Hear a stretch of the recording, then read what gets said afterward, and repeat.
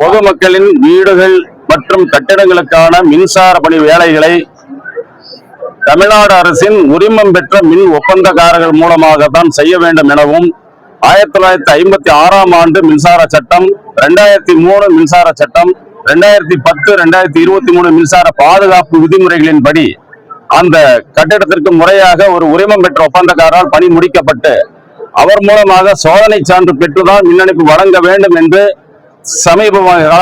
காலங்காலமாக இருந்து வரக்கூடிய ஒரு சட்டம். அந்த சட்டத்தை மீண்டும் வலியுறுத்தி தமிழ்நாடு மின்சார ஒழுங்குமுறை ஆணையர் அவர்கள் தமிழ்நாடு மின்சார வாரியத்திற்கு உத்தரவிட்டிருக்கிறார்கள்.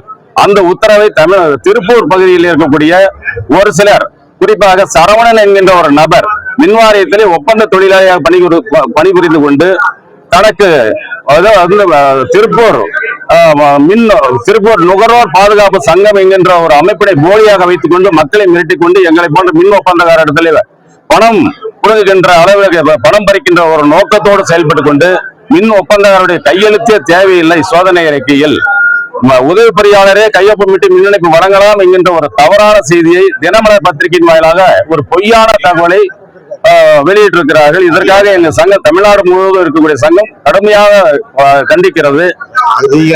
அது மட்டுமல்லாமல் தமிழ்நாடு மின்சார ஒழுங்குமுறை ஆணையர் அப்படின்ற அந்த ஆணையர் சொல்லக்கூடிய தகவலை இவர் சொன்னது போல தவறா போட்டிருக்காரு. அந்த ஆணையர் எந்த விதமான அறிக்கை இது வரைக்கும் வெளியிடல. அதே போல மின்சார வாரியத்தின் மூலமாகவோ டிஎன்ஏசி மூலமாகவோ எந்த ஒரு உத்தரவும் புதிதாக பிறப்பிக்கப்படவில்லை. அந்த ஆணையத்தினுடைய மட்டும் அல்லாமல் ஆணையத்தினுடைய அந்த உத்தரவை நடைமுறைப்படுத்த வேண்டி சென்னை உயர்நீதிமன்ற தீர்ப்பு வழங்கி இருக்கிறது. அந்த அடிப்படையிலே உரிமம் பெற்ற ஒப்பந்தக்காரருடைய சோதனை அறிக்கையை பெற்றுக்கொண்டுதான் மின் இணைப்பு வழங்க வேண்டும் என்று எங்களுடைய அமைப்பு கேட்டுக்கொள்கிறது.